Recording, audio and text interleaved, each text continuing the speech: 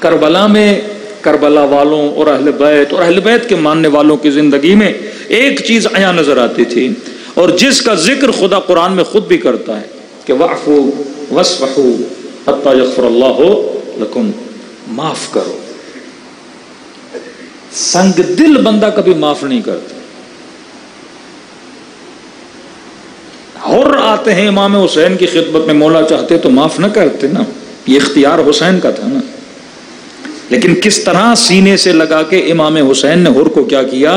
معاف کیا، کیونکہ جنت میں وہ جا ہی نہیں سکتا جس کے اندر معافی کا جذبہ نہ ہو، اور حسین تو سردار جنت ہے نا، تو یہ جذبہ تو امام حسین میں بڑھ کے ہوگا نا۔ جنت میں وہ بندہ جا ہی نہیں سکتا جو نمازی نہ ہو، اور اہل بیت میں یہ جذبہ بڑھ کر ہے نا، سب سے زیادہ نماز پڑھتے تھے، سردار تب بنے نا۔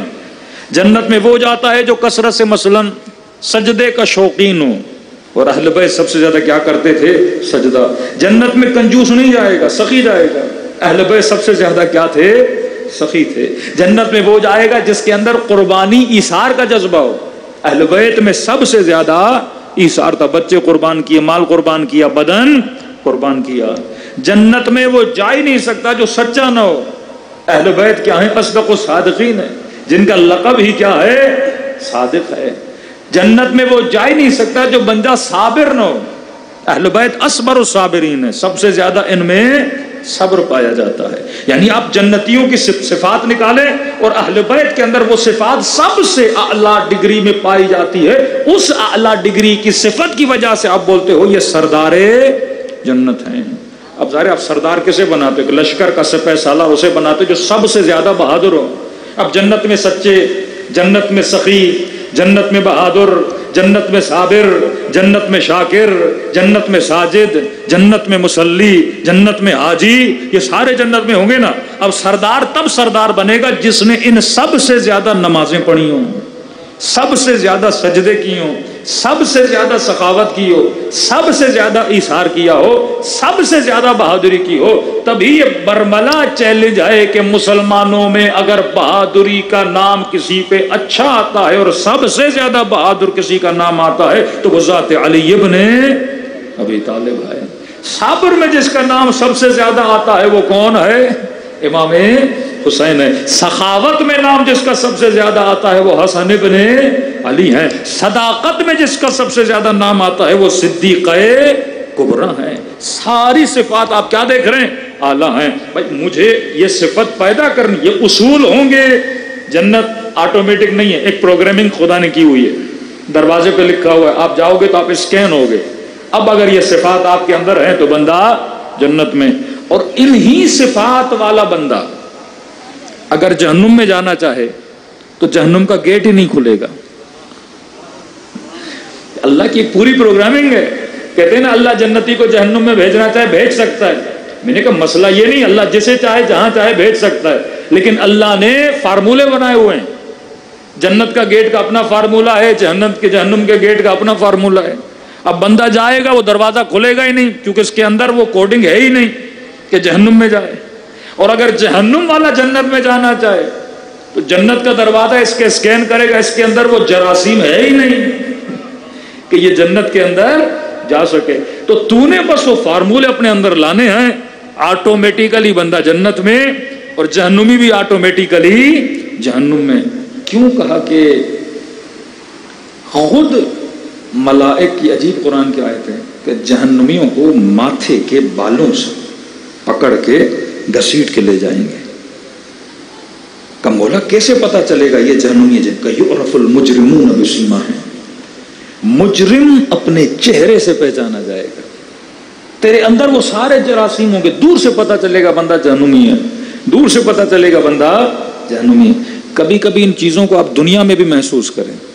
اب میں کسی خاص طبقے کی طرف اشارہ نہیں کرنا چاہتا، لیکن جو لوگ زیادہ راشی ہوتے ہیں، ظالم ہوتے ہیں، ہاں مثلا فورسز میں، پولیس میں آپ دیکھتے ہیں کئی لوگوں کے چہرے اچھے ہوتے ہیں، کئیوں کے چہرے ایسے ہوتے بندہ ڈر جاتا ہے، دور سے لگتا ہے کہ اندر سے شمر ہے۔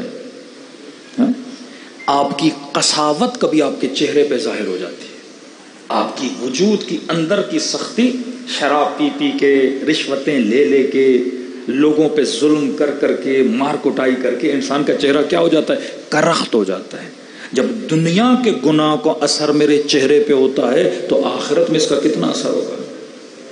کہ وَتَرَى الْمُؤْمِنُونَ، مومنین کو دیکھو گے، يَسْعَى نُورُهُمْ بَيْنَ أَيْدِيهِمْ وَبِأَيْمَانِهِمْ، مومن کو دیکھو گے، یہ نہیں کہ نور صرف چہرے سے، اس کے اطراف میں اس کا نور اتنا گھوما ہوا ہوگا کہ جو جہنمی ہیں وہ بھی کہیں گے کہ ہم اس کے قریب جائیں، شاید اس کے نور کی ٹھنڈک ہمیں کیا دے؟ فائدہ دے۔ تو 60 سال کی زندگی، 30 سال کی زندگی جو تم نے گزاری ہے، یہ فارمولوں کے تحت گزار رہے ہو۔ امیر ہونا ہے، جنتی بننا ہے، گھر میں سکون لانا ہے، بیوی کے ساتھ کس طرح رہنا ہے، یہ سارے فارمولے، شریعت ان فارمولوں کا نام ہے جو تیرے زندگی میں سکون پیدا کرتی ہیں۔ کہ یہ حلال ہے کھا، یہ حرام ہے نہ کھا، یہ پورا فارمولہ ہے۔ خنزیر کھاؤ گے بے غیرت بنو گے، درندوں کا گوشت کھاؤ گے درندے بنو گے۔ تبھی جتنے حیوانات خدا نے حلال کیے ہیں سارے ویجیٹیرین ہیں۔ جو ویجیٹیرین حیوان ہوتا ہے اس کا دل کیا ہوتا ہے؟ نرم ہوتا ہے۔ بھینس دیکھو کتنی معصوم ہے، شیر دیکھو کتنا درندہ ہے، شکل بتاتی ہے نا شیر کی، اس کے منہ کی بدبو، اس کی دھراڑ، اس کی آواز بتاتی ہے کتنا۔ کتے دیکھیے کتنے درندے ہوتے ہیں، بندہ شکل دیکھ کے بندے کو خوف آتا ہے، کیونکہ وہ کیا کھاتے ہیں؟ گندگیاں کھاتے ہیں۔ لیکن بکری دیکھو کتنی مظلوم، بھینس دیکھو کتنی مظلوم، آپ اسی کا دودھ پیتے ہو، اسی کا گوشت کھاتے ہو، تو آپ کے اندر وہ درندگی زیادہ نہیں آتی، کیونکہ وہ حیوان خود درندہ نہیں ہے۔ تو بھائی ایک درندے حیوان کے گوشت کھانے سے بندہ درندہ بنتا ہے، اور درندے مسلمان کو مانے گا بندہ تو وہ کیا بنے گا؟ یزید کتنا درندہ تھا، یزید کے ماننے والے کتنے درندے تھے۔ ایک عقیدہ بھی انسان کے وجود پہ اثر ڈالتا ہے۔ خدا کی قسم جتنے مکاتب کا تعلق اہل بیت علیہ الصلوۃ والسلام سے ہے، کیونکہ حسین کو مانتے ہیں، ان کے وجود میں نرمی کتنی ہے، ہر مظلوم کی مدد کرتے ہیں، سبیل لگاتے ہیں، کسی سے نہیں پوچھا تو شیعہ سنی ہے، کہتے ہیں آپ پی حسین کے نام پہ پیتا جا، ہاں سلام کرتا جا حسین کو، یاد کرتا جا حسین کی پیاس کو۔ شیعہ نیاز کرتا ہے، ہر بندے کو لاتا ہے، کہتا ہے کھا کوئی بات نہیں، ہندو بھی یہ کھا، مسلمان بھی یہ کھا، یہ حسین کا نیاز ہے جسے کھانا ہے۔ یہ دل کی نرمی ہے نا، یہ دل کی نرمی ہے نا کہ آپ سب کو اپنے سفرے پہ بلا رہے ہو۔ فلسطین میں مسلمان مظلوم ہوگا، شیعہ آواز اٹھائے گا، کیونکہ ہم حسین کے ماننے والے نا، دل کی نرمی ہے۔ عقیدہ بگڑ جائے، گوشت درندے کا کھاؤ گے درندے بنو گے۔ درندہ صفت لوگوں کو جب اپنا امام بناؤ گے، درندہ صفت لوگوں کو جب اپنا بڑا بناؤ گے، درندہ صفت لوگوں کی جب محبت تیرے دل میں آتی ہے، نتیجہ داعش بنتا ہے، IS بنتا ہے۔ کلمہ محمد کا پڑھ رہے ہیں، نام اللہ کا لے رہے ہیں، نماز بھی پڑھتے ہیں، روزہ بھی رکھتے ہیں، لیکن کسے مانتے ہیں؟ یزید کو مانتے ہیں، شمر کو مانتے ہیں، ایسے ایسے درندوں کو مانتے جنہوں نے اہل بیت علیہ الصلوۃ والسلام کے ساتھ ظلم کیا، جنہوں نے زہر دیا، جنہوں نے بڑے مظالم کیے۔ اب یہ خود بھی کیا بن گیا؟ درندہ بن گیا۔ 4 سال کے بچے کا گلا کاٹ رہا ہے، جوانوں کے پاؤں کاٹ رہا ہے، لوگوں کی قمیصیں اٹھا اٹھا کے ان کی پیٹھ پہ زنجیروں کے نشان دیکھ کے ان کے گلوں کو کاٹ رہا ہے۔ کچھ کے تو گلے کاٹے نا، کچھ کو پتھر مار مار کے انہوں نے مارا۔ ایک ویڈیو آئی میرے پاس، بیچارے ہزارہ تھے، کوئی کان تھے، یعنی انسان دیکھ کے اس کا وجود پریشان ہو جاتا ہے کہ یہ کرنے والے بھی انسان ہیں، کہ یہ لوگ انسان ہو سکتے ہیں۔ عقیدہ بگڑ جائے تو بندہ درندہ بن جاتا ہے نا، کیونکہ درندہ صفت لوگوں کو ماننے لگے، خود کیا بن گئے؟ درندہ بن گئے۔ آج ان کی زبانوں سے جو نعرے نکل رہے ہیں، ہم شیعوں کو یہ کر دیں گے، یہ درندہ صفت ہے نا۔ تمہاری تربیت بتا رہی ہے نا کہ تم کس کے ماننے والے ہو، تمہارا اخلاق بتا رہا ہے نا کہ تمہارے امام کون ہیں، تمہارے بڑے کون ہیں۔ آج تک ہماری مسجدوں میں لوگ آتے ہیں، ہمارے علاقوں میں لوگ آتے ہیں، پورا ملک شیعوں کے قبضے میں، ایران، وہاں جا کر دیکھو اہل سنت کتنی آسائش والی زندگی گزار رہے ہیں، کیونکہ ہم حسین کے ماننے والے ہیں، کیونکہ ہم علی کے ماننے والے ہیں۔ اس مکتب نے درندگی نہیں سکھائی، اس مذہب نے درندگی نہیں سکھائی۔ عجیب بیچارے کان کو 30-40 سے کھڈا تھا، اس میں ڈال کے زندہ زندہ ان کے اوپر اتنے بڑے بڑے پتھر پھینک کے بیچاروں کو زندہ درگور کر دیا گیا۔ موصل میں 400 جوانوں کی قبریں ملی، زندہ جن جوانوں کو دفن کر دیا گیا۔ بکرے کو بھی کوئی اس طرح ذبح نہیں کرتا جس طرح انسانوں کو ذبح کیا، کیونکہ اگر تیرا امام درندہ ہوگا نا، تیرے اندر صفت بھی درندگی کی آئے گی، لیکن اگر تیرا امام حسین جیسا ہونا جو قاتل کو بھی پانی پلائے، تیرا امام نبی جیسا ہونا. جناب حمزہ کا قاتل تھا، جناب حمزہ کا جگر پھاڑا، کاٹ کے دیا، اور اس نے اپنے دانتوں کے نیچے چبایا. جب مکے میں اسلام آیا نا تو رسول کے پاس آیا، میں جاہل تھا، غلام تھا، مجھے کیا پتا، حکم کا پابند تھا، معافی مانگنے آیا ہوں. جس جناب حمزہ کے جانے پہ سوگ منا، یہ عام الحزن، جس جناب حمزہ پہ رسول نے اتنا گریہ کیا، کوئی اور ہوتا تو کیا کرتا؟ اس کے ٹکڑے ٹکڑے کر دیتا نا. حکومتیں کیا کرتی ہیں؟ ایک حکومت آتی ہے دوسرے پہ ظلم کرتی ہے، دوسری آتی ہے کہتی ہے صبر کر، مجھے موقع آنے دے، پاور میرے پاس ہوگا پھر میں تیری کیا حالت کرتی ہوں. یہی کرتے نا حکمران. مکے والوں نے پتھر مارے، جنگیں کی، وہ ظلم کیے ابو سفیان نے، وہ ظلم کیے بنو امیہ نے، لیکن اسلام لانے کے بعد یا رسول اللہ معافی چاہتے ہیں، کلمہ پڑھنا چاہتے ہیں. کتنی رحمت بھرا وجود ہے کہ غلطیوں کو دہرانا نہیں، معاف کر رہا ہوں. جناب حمزہ کے قاتل کو کہا میں نے معاف کیا، لیکن بس معاف تو کیا ہے، بس ایک کام کر، کبھی میرے سامنے نہ آیا کر، کیونکہ تیرے چہرے کو دیکھتا ہوں مجھے چچا کا چہرہ یاد آتا ہے.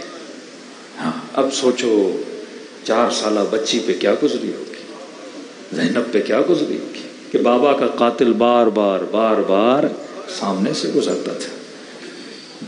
گندا گوشت کھاؤ گے گندے بنو گے. اللہ نے فارمولہ بتایا کہ مرغا کھاؤ تاکہ تیرے اندر غیرت آئے.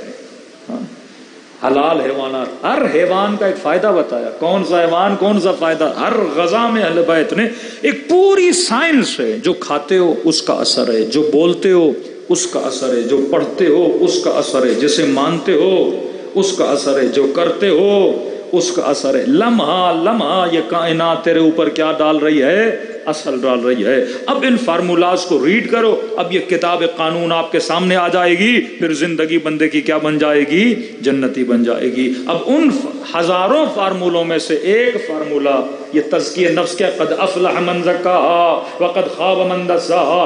11 قسمیں کھا کر خدا کہتے ہیں کامیاب وہ ہے جس نے اپنے وجود کا کیا کیا، تزکیہ کیا. ناکام وہ ہے جس نے اپنے، یہ تزکیہ کا مطلب یہ فارمولوں کو پہچان کہ تم نے جسم کو، تم نے روح کو، تم نے زبان کو، تم نے آنکھوں کو، تم نے وجود کو، تم نے قلب کو کیسے. حرام ہے دشمن خدا کی محبت اپنے دل میں رکھنا، حرام ہے عدو دین کی محبت دل میں رکھنا، حرام ہے سیدہ کی، علی ابن ابی طالب کی اور اہل بیت کے دشمن کی محبت دل میں رکھنا. اب اس کی محبت رکھنے سے تو قسی بن جائے گا، اس کی محبت رکھنے سے تیرا دل نجس ہو جائے گا. جس طرح مسجد میں نجاست کا لانا حرام ہے، جس طرح نماز میں لباس نجس پہننے سے نماز باطل ہو جاتی ہے، جس طرح حج کا طواف کرنے سے خون کے دھبے انسان کے وجود پہ نہیں ہونے چاہیے، اس طرح اگر بندہ جنتی بننا چاہتا ہے تو ناپاک لوگوں کی محبت دلوں میں نہیں ہونی چاہیے. یہ مسلمان اپنا نقصان کر رہا ہے، نقصان شیعوں کا نہیں ہے. اگر تو ناپاک لوگوں کی محبت دل میں رکھے گا واللہ تو جنت میں نہیں جائے گا. جنت پاک لوگوں کی جگہ ہے، جنت حسنین جیسے لوگوں کی جگہ ہے، جنت سیدۃ النساء العالمین کی، جنت مصطفیٰ جیسے لوگوں کی جگہ ہے جن کے دلوں میں ناپاک محبتیں نہیں بلکہ اللہ کی پاک محبت دل میں موجود تھی. اب یہ ایک فارمولہ فرمائے وَاعْفُوا وَاصْفَحُوا حَتَّى يَغْفِرَ اللَّهُ لَكُمْ. اے بندے خدا معاف کرنا سیکھو. آج گھروں میں جتنے جھگڑے ہیں معافی نہ دینے کی وجہ سے، میاں بیوی کا جھگڑا، طلاق کا ریشو، بھائی بھائی سے لڑائی، مسئلہ کیا ہے کہ ہم معاف نہیں کرنا چاہتے. اللہ کہتا ہے الم تحبوا ان یغفر اللہ لکم، کیا تم پسند نہیں کرتے کہ میں خدا تجھے معاف کروں؟ تو میں فارمولہ بتا رہا ہوں. میری معافی یہ نہیں کہ خدایا معاف کر دے تسبیحات میں لے کے استغفر اللہ استغفر اللہ استغفر اللہ، نہیں، یہ زبانی استغفار ہے. عملاً اگر تو چاہتا ہے میں تجھے معاف کروں تو فرمائے میرے بندوں کو معاف کرنا سیکھ. لفظ بدل کے یہ بولوں اپنے اندر خدائی مزاج پیدا کر. تھوڑا دیکھنا خدا کیسا ہوتا ہے، تھوڑا خدائی مزاج بنا. بعض لوگ ہیں نا جو امیر بننے کی نقل کرتے ہیں، مہنگی گھڑیاں، فیک آئی فون، فیک چشمے، دوسروں کی گاڑیوں پہ سیلفیاں نکالنا، فوٹو فیس بک پہ چڑھانا، یہ کس کی نقل کر رہا ہے؟ امیر بننے کی۔ کا تھوڑا خدا بننے کی نقل کرنا۔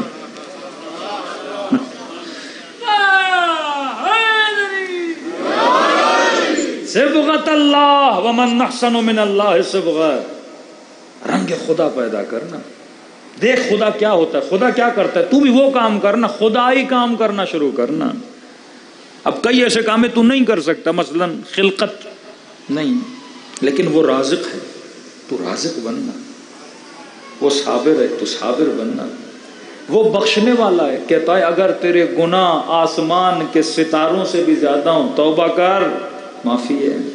ریت کے ذروں سے زیادہ ہوں توبہ کر، معافی ہے۔ درخت کے پتوں سے زیادہ ہوں توبہ کر، اور جتنا بڑا گناہ ہو۔ حسین ابن علی کربلا میں کیا ثابت کر رہے ہیں کہ اگر خدا کا رنگ دیکھنا ہے تو حسین کو دیکھ، اگر دیکھنا ہے نا خدا کس طرح سخاوت کرتا ہے تو حسن ابن علی کو دیکھ۔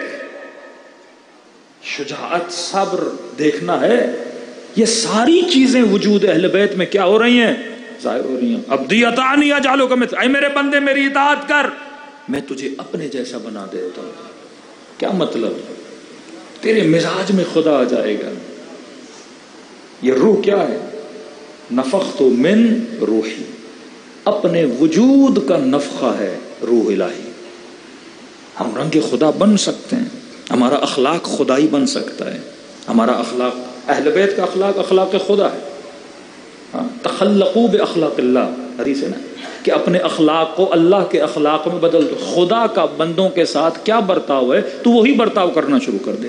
اگر تو میرے بندوں کو معاف کرے گا، خدا کہتا ہے میں بھی تجھے معاف کرنا شروع کر دوں گا۔ کربلا میں معاف کرنے کا جذبہ ہے۔ آج ہماری زندگیوں میں معافی نہیں ہے۔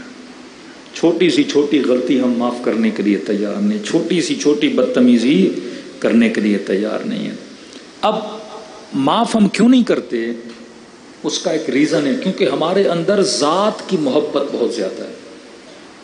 میری ذات کو کسی نے مجروح کیا ہے، نقصان پہنچایا ہے، میں معاف کرنے کے لیے تیار نہیں۔ اور اہل بیت کی ذات کو بھی، اہل بیت کے بدن کو بھی نقصان پہنچا۔ رسول کو پتھر مارے، ذات بدن تھا، معاف کیا۔ دشنام دیے، گالیاں دی، معاف کیا۔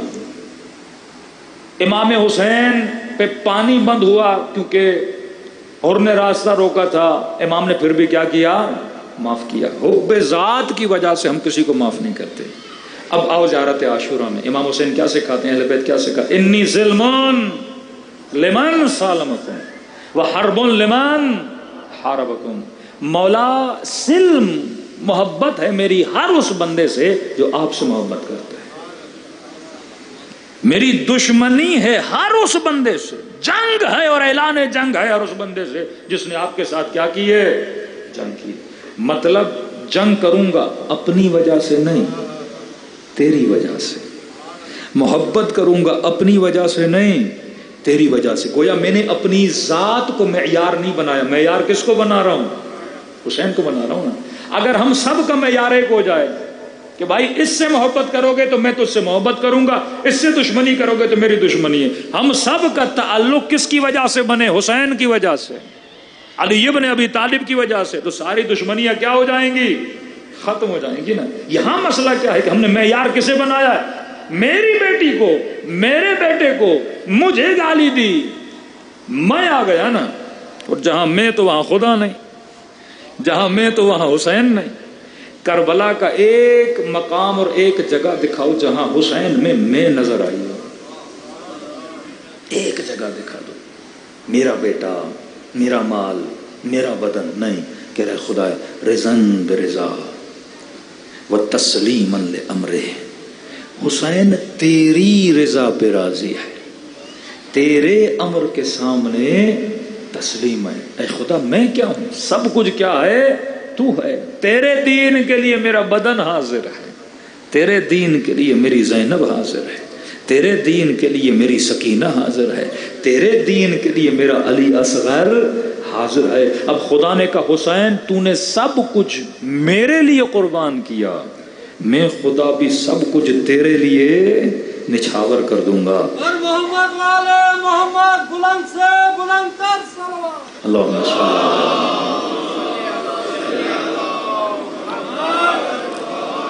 سب کچھ تیرے لیے نچھاور کر دوں گا۔ چھٹے امام امام جعفر صادق علیہ السلام،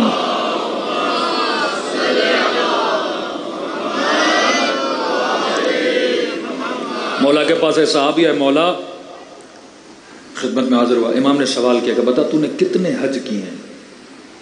کہ مولا 19 حج کر چکا ہوں ابھی تک۔ امام نے کہا ایک اور حج جا کے کر لے، جب 20 ہوں گے نا یہ حسین کی ایک زیارت کا ثواب ہے۔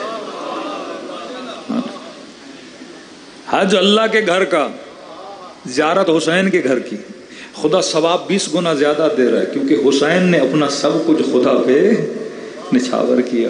کہ حسین ظاہر تیرا ہے، ثواب اپنی زیارت کا دوں گا۔ زیارت تیری کر رہا ہے لیکن ثواب کیا ہے؟ گویا زیارت خدا ہے، ثواب خانہ خدا کا ثواب ہے نا۔ اگر آپ کا وجود ایسا بن جائے نا، جنت کس کی؟ خدا کی، نعمت کس کی؟ خدا کی، سب کچھ اللہ کا ہے نا۔ اللہ کہتا ہے تو میرا بن جا، میرا سب کچھ تیرا بن جائے گا، تو میرا بندہ بن جا۔ اپنے اندر اخلاق خدا کو کیا کر؟ پیدا کر۔ وقت بہت ہو چکا، 2 نقطے۔ حکمت بھی ہونی چاہیے نا۔ بعض اوقات ہم کئی چیزیں سنتے ہیں، مثلا پوری مجلس نماز پہ پڑھی جاتی ہے، نماز کا اتنا ثواب ہے، اتنا ثواب ہے۔ اب مومن 24 گھنٹہ مصلی پہ بیٹھا رہے، کام بھی نہ کرے، ہاں بچوں کو توجہ بھی نہ دے کہ میں تو بڑا متقی ہوں، کہ مولانا یہ مصلی پہ بیٹھتا ہے، نہ بیوی کی طرف توجہ نہ گھر کی طرف۔ یہ بھی نہیں کہ بندہ ایک چیز کی فضیلت سنے اور دیوار کے یہاں اس طرف گر جائے یا اس طرف گر جائے، یہ نہیں۔ تعادل، یہ سارے اصول پڑھو گے نا پھر سمجھ آئے گا میں نے کب کیا کرنا ہے۔ سوال کیا کسی نے معصوم سے کہ معافی کا اتنا ثواب، اتنا ثواب، کا 3 دن سے زیادہ گزر جائے مومن کو معاف نہ کرے اللہ کی لعنت ہوتی ہے۔ اتنی سختی، اور کو معاف کیا، بڑے بڑے گنہگاروں کو معاف کیا۔ واقعات پڑھنے پہ آئیں، کئی واقعات ہیں، گنجائش نہیں ہے۔ لیکن حکمت، جیسے گنجائش نہیں، صرف اشارہ کرو۔ غیبت کرنا کتنا بڑا گناہ ہے، زنا سے بدتر ہے مردہ بھائی کا گوشت کھانا، لیکن کئی جگہوں پہ فرمایا غیبت کرنا ثواب ہے۔ کون سی چیز کہاں بری ہے، کون سی چیز کہاں اچھی ہے؟ اب ثواب کہاں ہے؟ مثلا کسی بندے کے گھر میں بیٹی کا رشتہ آیا، اسے نہیں پتا لڑکا کیسا ہے، آپ کا دوست ہے، آپ سے پوچھ رہا ہے لڑکا کیسا ہے۔ اب آپ بولو گے نہیں غیبت نہیں کرنا، حسن ظن پھیلاؤ، بہت اچھا ہے، اور کل شادی کی ستیہ ناش ہو گیا بیچاری کا۔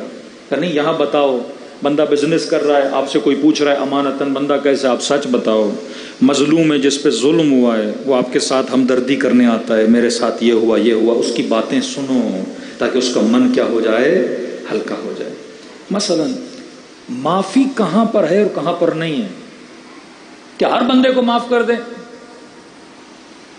یزید کو ہی معاف کر دیں؟ اتنا بھی بندہ نرم دل نہ ہو جائے نا کہ مولانا نے ساری مجلس معافی پہ پڑھی ہے، آج ہم نے یزید کو بھی معاف کیا، شمر کو بندہ خدا۔ معافی کس کے لیے اور کس کے لیے نہیں؟ زندگی میں کئی آپ کے ساتھ واقعات ہوتے ہیں، لوگ آپ کی زیادتیاں کرتے ہیں، پیسے کھا جاتے ہیں، بیٹوں کے ساتھ ظلم کرتے ہیں، آپ کو گالیاں دیتے ہیں، آپ کو بدنام کرتے ہیں، کیا سب کو معاف کر دوں؟ ایسا نہیں ہے۔ 3-4 جگہیں ہیں جہاں پہ معاف کرنے سے منع کیا گیا ہے، 3-4 جگہیں ہیں، 2 جگہیں بتا رہا ہوں، باقی وقت نہیں ہے۔ فرمایا العفو للمقر لا للمصر، معافی کس کے لیے ہے؟ مقر کے لیے، جو اقرار کرے کہ میں نے غلطی کی ہے۔ کسی نے میرے مولا سے پوچھا نا، مولا اتنے بڑے بڑے ظالم تھے، خدا کی رحمت کا دائرہ تو بڑا وسیع ہے۔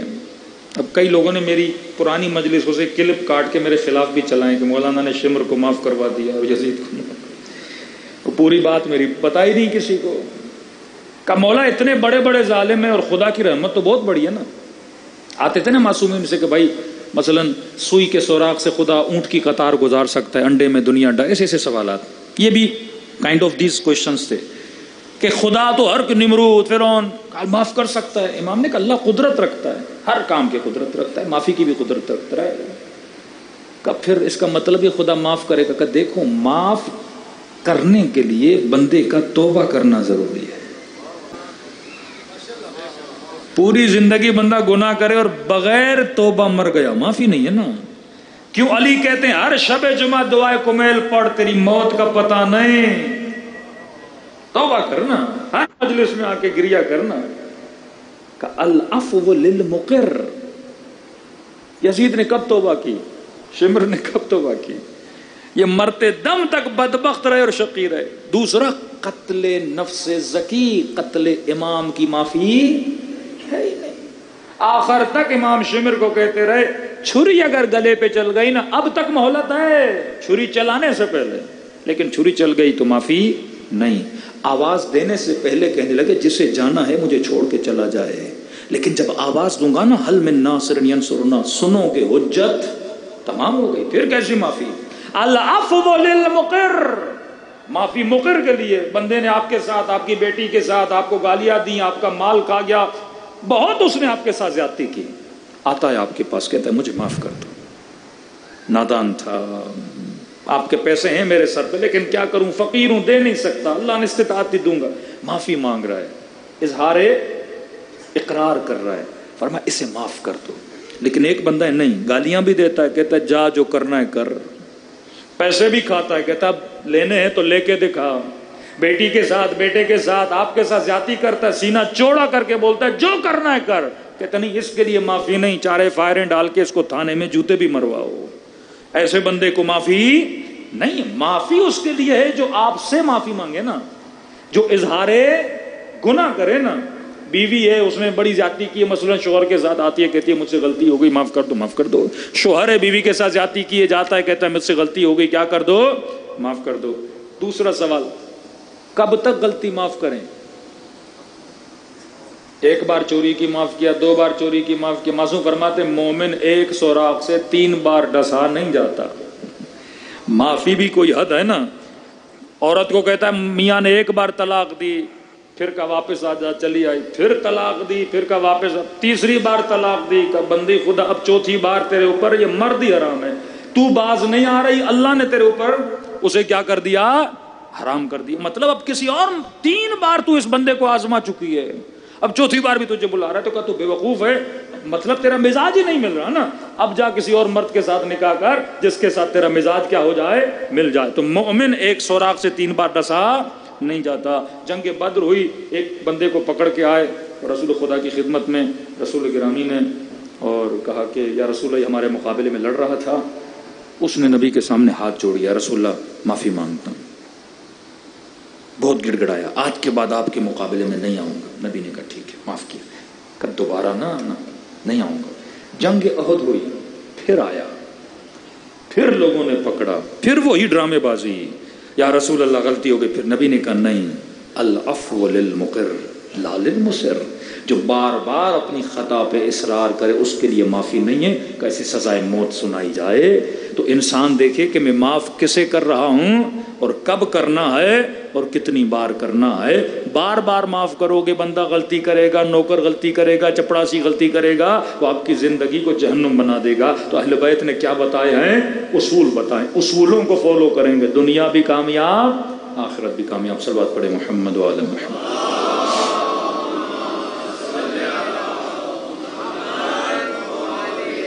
آئیے دلوں کو کربلا لے کر چلیں کہ خدا ہمارے وجود میں وہ صفات پیدا کرے جو اہل بیت کی صفات ہیں.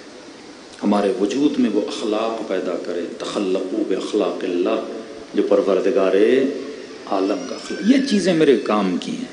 ہسٹری پڑھوں اس سے فائدہ لوں، شخصیت کو مانوں اس سے فائدہ لوں، ورنہ کسی چیز کی نہ پڑھنے کا فائدہ ہے نہ سننے کا فائدہ ہے. جب تک اثر نہیں تب تک کوئی فائدہ نہیں ہے. فرمایا سلام کرو حسین کو تاکہ تیرے دل نرم ہو جائیں. نام حسین ایسا ہے کہ بندے کی آنکھوں میں آنسو لا دیتا ہے. ہر معصوم کی زیارت پہ جائیے لیکن دور سے حسین کی قبر کو بندہ دیکھتا ہے نا، گویا دل اتنا نرم ہو جاتا ہے. ایک عجیب کیفیت ہے حرم ابی عبداللہ الحسین. غالباً آغائے مجلسی، مجھے نام یاد نہیں آ رہا، لکھتے ہیں کہ تلہ زینبیہ سے لے کر مقتل حسین تک کسی نے کہا قبلہ کتنی دیر لگی زینب کو پہنچتے پہنچتے؟ تو انہوں نے کہا کہ زینب کی زندگی لگ گئی، گویا یہ پوری زندگی کا سفر تھا. تو کسی نے کہا فاصلہ اتنا کم ہے، آپ کہہ رہے ہیں زندگی لگ گئی زینب کا؟ وہ اس لیے کہہ رہا ہوں کیونکہ 60-70 سال لگتے ہیں بندے کے سر کے بال سفید ہونے میں. اتنی چھوٹی سی مسافت میں علی کی بیٹی کے سر کے بال سفید ہو گئے تھے. تبھی کہہ رہا ہوں ایک زندگی لگی زینب کو حسین کے مقتل تک جانے.